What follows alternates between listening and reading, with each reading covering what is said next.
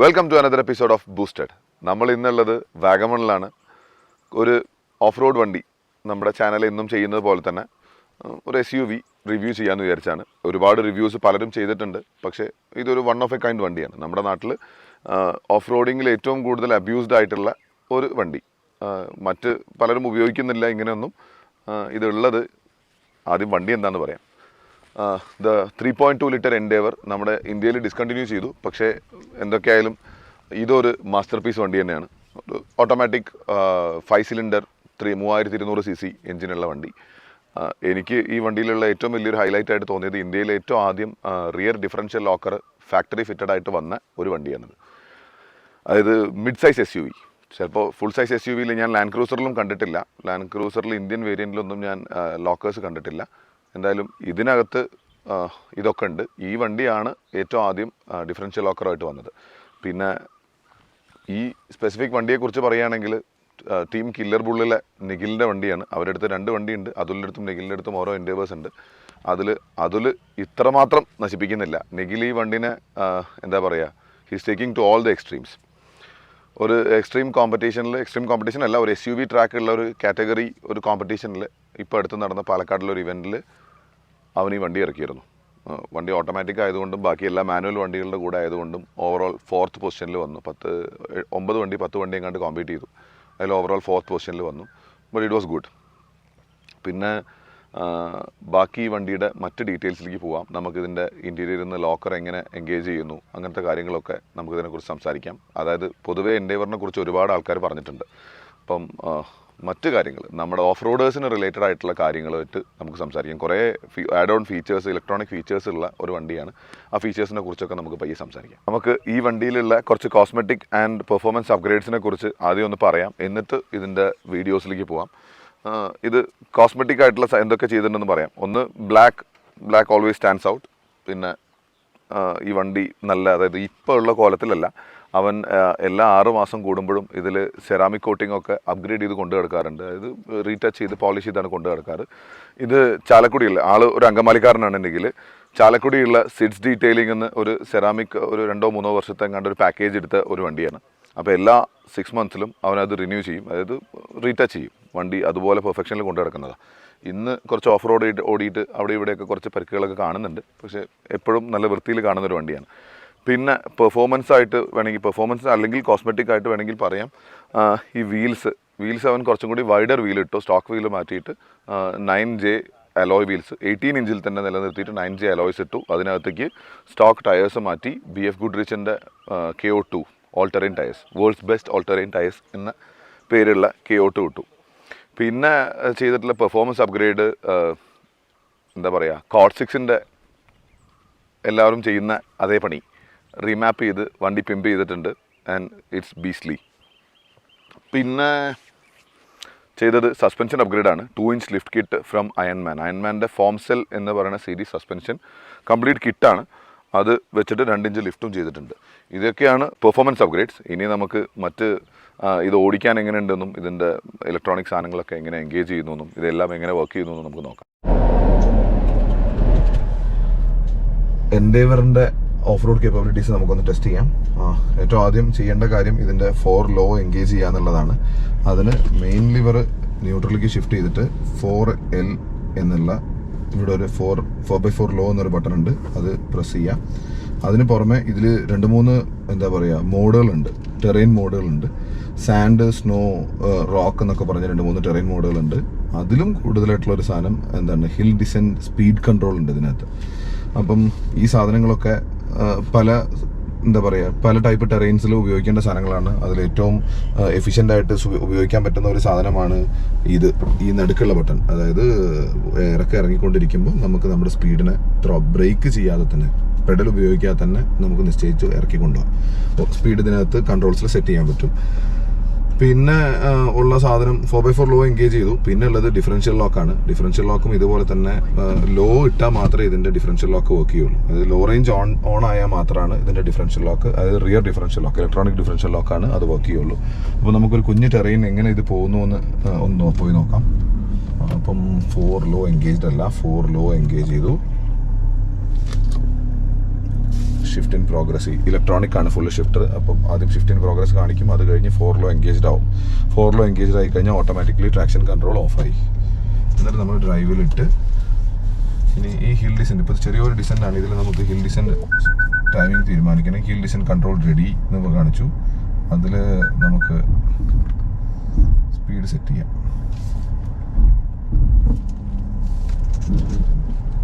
വണ്ടി ഭയങ്കര സ്ലോ ആയിട്ട് 5 km/h. ഞാൻ ബ്രേക്ക് പെഡൽ യൂസ് ചെയ്തിട്ടില്ല. ബ്രേക്ക് പെഡൽ യൂസ് ചെയ്യാതെ വണ്ടി താഴെ ക്രോൾ ചെയ്ത് താഴേക്ക് ഇറങ്ങുകയാണ്. അപ്പോൾ ഇതൊക്കെയാണ് ഇതിലെ അഡ്വാൻറ്റേജസ്. ഇത് ആദ്യം വന്നത് ഈ വണ്ടിയിലാണ്, പിന്നെ അത് കഴിഞ്ഞ് അല്ല, ഫോർച്യൂണറിൻ്റെ ടൈപ്പ് 3 വേർഷൻ 3യിലും ഈ സാധനം ഉണ്ടായിരുന്നു.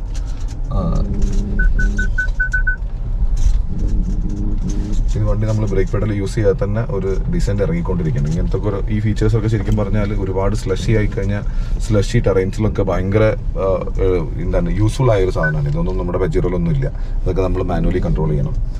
അപ്പം ഈ ഫീച്ചർ വെച്ച് നമ്മൾ ഈ താഴത്തേക്ക് ഇറങ്ങി ഇനി പയ്യെ ത്രോട്ടിൽ കൊടുത്ത് അത് ഓഫ് ചെയ്തിട്ട് നമുക്ക് അടുത്തത് നോക്കാം. ഫുൾ ടൈം അത് ഓൺ ചെയ്തുകൊണ്ടിരുന്ന എപ്പോഴും നമ്മുടെ സ്പീഡിനെ വണ്ടി ലിമിറ്റ് ചെയ്തുകൊണ്ടിരിക്കും. ഇനി ഒരു ചെറിയൊരു ടെറൈൻ നമുക്ക് ഓടിച്ച് കയറ്റാം.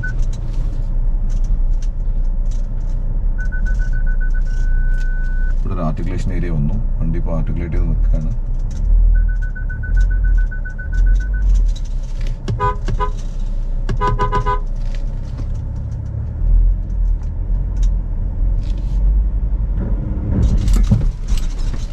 അത് ലോക്കർ ഉണ്ടായിരുന്നെങ്കിൽ കുറച്ചും കൂടി രസത്തിൽ അത് എടുത്ത് പോകുമായിരുന്നു. എന്തായാലും ലോക്കർ ഓൺ ചെയ്തില്ല. ലോക്കർ ഇല്ലാതെ തന്നെ ആ ഒരു സ്ട്രെച്ച് കയറി. ഇനി നമ്മൾ ലോക്കർ വേണ്ട മറ്റൊരു സ്ട്രെച്ചിലേക്ക് പോയി നോക്കാം.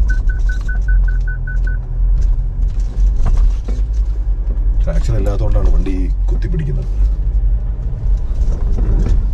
ട്രാക്ഷൻ ഇല്ല. പയ്യെ നമ്മൾ ന്യൂട്രൽ ഇട്ടുകൊണ്ട് ഡിഫറൻഷ്യൽ ലോക്ക് ഓൺ ചെയ്തു. ഇപ്പോൾ റിയർ ഡിഫറൻഷ്യൽ ലോക്ക് ഓൺ ആണ്. ഇനി നമുക്ക് ഡിഫറൻഷ്യൽ ലോക്ക് ഓൺ ചെയ്തിട്ട് ഇതെങ്ങനെ പെർഫോം ചെയ്ത് നോക്കാം. അപ്പോൾ നമ്മൾ ഇവിടെ ഒന്ന് വീൽ സ്പിൻ ചെയ്ത അതേ സ്ഥലത്ത് ഡ്രൈവിലിട്ട് വണ്ടി കയറ്റം കയറുമ്പോൾ കൂളായിട്ട് കയറിപ്പോകും. വണ്ടിക്ക് യാതൊരു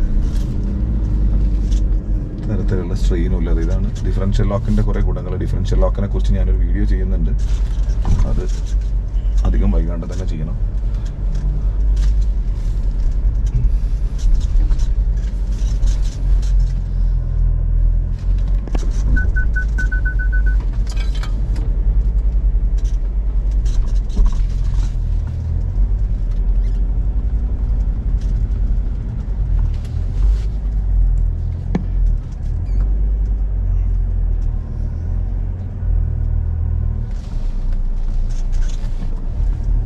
നമ്മൾ പെജ് ലൈഫിൻ്റെ ഒരു വീഡിയോ, പെജ് ലൈഫിൻ്റെ പരിപാടിക്ക് ഇവിടെ വന്നപ്പോൾ ഈ ടെറൈൻ നല്ല സ്ലഷി ആയിരുന്നു. അന്ന് എല്ലാ വണ്ടികളും നല്ലോണം കഷ്ടപ്പെട്ടാണ് കയറിയത്. നമുക്ക് എൻഡേവർ ഇവിടെ ഇന്ന് നല്ലോണം ഉണങ്ങി കിടക്കുകയാണ്, ഡ്രൈ ആണ്. നമുക്കൊന്ന് കയറി നോക്കാം. ഇത്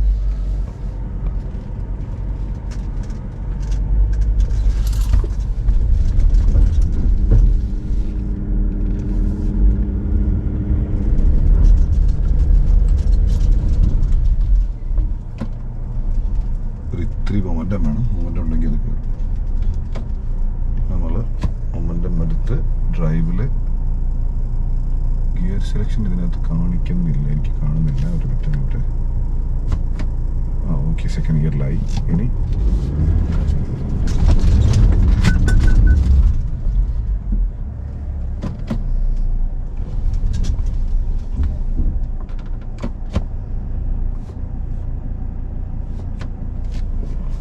മിനിറ്റ് നമുക്ക് പുറത്തുനിന്നുള്ള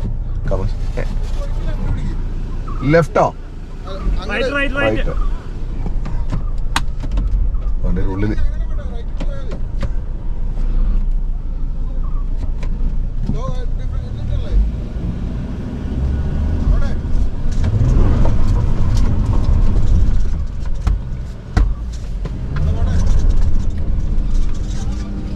കുറച്ച് സ്ട്രഗിൾ ചെയ്തു, എന്നാലും അത് കയറി. നമുക്ക് ഡിഫറൻഷ്യൽ ലോക്കർ ഓൺ ചെയ്തുകൊണ്ട് ടേണുകളൊന്നും എടുക്കാൻ പാടില്ല എന്നാണ്. നമ്മൾ ഡിഫറൻഷ്യൽ ലോക്കർ ഓഫ് ചെയ്തു. 4 ലോയിൽ തന്നെ ഒന്നുകൂടി താഴെ പോയി ഒന്ന് നോക്കാം.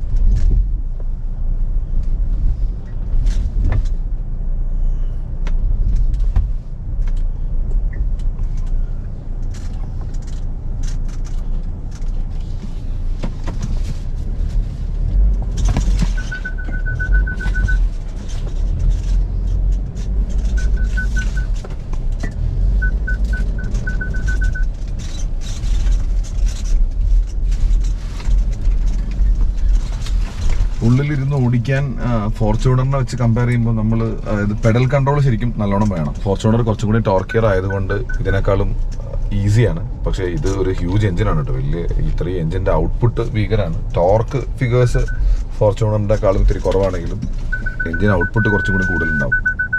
അതായത് BHP ഫിഗേഴ്സിൽ ഈ വണ്ടി എങ്ങനെയായാലും മുമ്പിൽ തന്നെ നിൽക്കുന്നുണ്ടാവുക. നമുക്ക് ആ ഒബ്സ്റ്റക്കിൾ ഒന്നുകൂടി ഒന്ന് അപ്രോച്ച് ചെയ്യാം.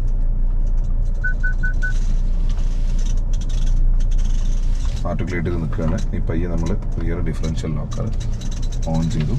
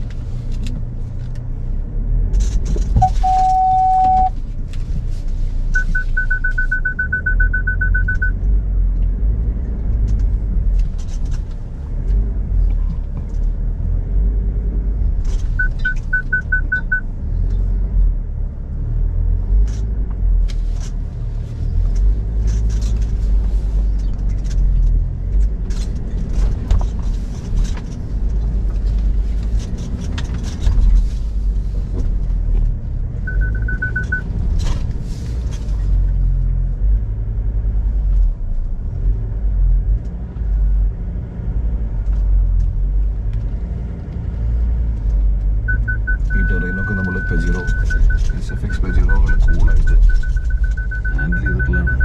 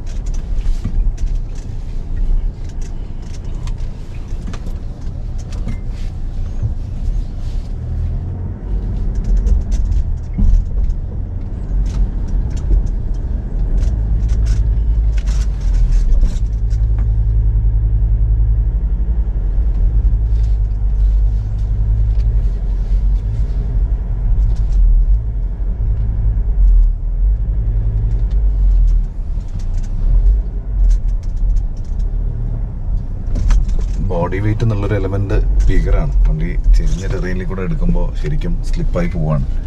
വണ്ടി ചെരിഞ്ഞ് കിടക്കുന്ന ടെറൈനിലേക്ക് സ്ലിപ്പായി പോവാണ്. നമുക്കിതല്ലാതെ ഇനി അടുത്തത് പയ്യെ ഫോർച്യൂണർ, ഇത് അതിനെ അടുത്ത ടെറൈനിലേക്ക് കൊണ്ടുപോകാം. ഇതേ ടെറൈനിൽ ഫോർച്യൂണർ എങ്ങനെയാണ് ഓടിക്കുകയെന്ന് നമുക്ക് നോക്കി നോക്കാം. പോകുന്നത്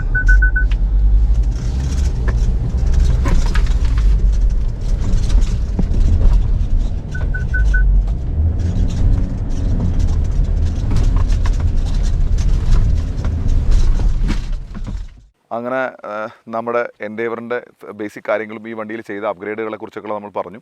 ഇന്ന് നമ്മളൊരു ഫൺ ഡ്രൈവിൽ കുറച്ച് വീഡിയോസ് മാക്സിമം എടുത്തിട്ടുണ്ട്. ഒരു ഫൺ ഡ്രൈവ് വീഡിയോ ആയിട്ട് സെപ്പറേറ്റ് വരും. അതല്ലാതെ ഈ പറഞ്ഞ വണ്ടികളൊക്കെ വെച്ച് പല ടെറൈനും കയറി വീഡിയോസ് എടുത്തിട്ടുണ്ട്. കുറച്ച് ഏരിയൽ ഷോട്ടൊക്കെ കിടിലൻ കുറേ ഷോട്ടുകൾ കിട്ടിയിട്ടുണ്ട്. എന്തൊക്കെയായാലും ഈ 3 വണ്ടികളും, അതായത് എൻഡേവർ, ഫോർച്യൂണർ, പെജീറോ, ഈ 3 വണ്ടികളും അതിൻ്റേതായ ലെവലുകളിൽ ഈ 3 വണ്ടിയും എന്താ പറയുക, ഓരോ പെർഫോമേഴ്സാണ്. അതായത് ചില വണ്ടികൾ കംഫർട്ട് ഉണ്ടാവും, ചില വണ്ടി ഒരു എൻജിൻ പെർഫോമൻസ് കൊണ്ട് വേറെ ലെവലായിരിക്കാം, അങ്ങനെയൊക്കെ. അതുപോലെ മിത്സുബിഷി ഒരു സോളിഡ് ബിൽഡ്. പക്ഷേ ഇപ്പോഴത്തെ ബുദ്ധിമുട്ട് ഞാൻ ഏറ്റവും കൂടുതൽ ഫേസ് ചെയ്യുന്നത് എൻ്റെ സ്പേസ് സോഴ്സ് ചെയ്യാനാണ്. ഇപ്പോൾ ഇനി അടുത്ത ബുദ്ധിമുട്ട് ഉണ്ടാക്കാൻ പോകുന്ന സാധനം ഫോർഡാണ്. ഫോർഡ് ഇന്ത്യയിൽ നിന്ന് നിർത്തിപ്പോയി. അപ്പോൾ ഇവരും കുറച്ച് കാലം കഴിഞ്ഞാൽ എൻഡേവറിൻ്റെ സ്പേസും സോഴ്സ് ചെയ്യാൻ പാടായിരിക്കും. അവിടെ ഫോർച്യൂണർ ഈസ് ദ കിങ്, ഒന്നും പറയാനില്ല. എന്തൊക്കെയായാലും ഇന്ന് അത്യാവശ്യം എല്ലായിടത്തും നല്ല കൂളായിട്ട് കയറി പോന്നു. ഞാൻ ഫോർച്യൂണർ കൊണ്ടുപോയി നമ്മൾ പറയുക ട്രാക്ക് കറക്റ്റ് അല്ലാതെ പോയി പെട്ട സ്ഥലത്ത് എൻഡേവർ കൂളായിട്ട് റിക്കവറി ഒന്നും ഇല്ലാതെ കയറി പോന്നു. അതിൻ്റെ ചെറിയൊരു ആഫ്റ്റർ എഫക്റ്റാണ് ഈ കാണുന്നത്. എന്തൊക്കെയായാലും അതൊന്നും വലിയൊരു പരിക്കല്ല. അതുപോലെ പുറകിലെ ബമ്പറൊന്നും തട്ടിയിട്ടുണ്ട്. ഇൻറ്റു ഉള്ളിലത്തെ എങ്ങനെ 4x4 എൻഗേജ് ചെയ്തൊന്നും ഒരു ടെറൈനിൽ ഞങ്ങൾ എങ്ങനെ കയറി എന്നുള്ള വീഡിയോസൊക്കെ നമ്മൾ ഇതിൻ്റെ കൂടെ ഇൻക്ലൂഡ് ചെയ്തിട്ടുണ്ട്. എല്ലാവർക്കും ഈ വീഡിയോ ഇഷ്ടപ്പെട്ടെങ്കിൽ please like and comment in the comment box. So that's all about it. Thank you.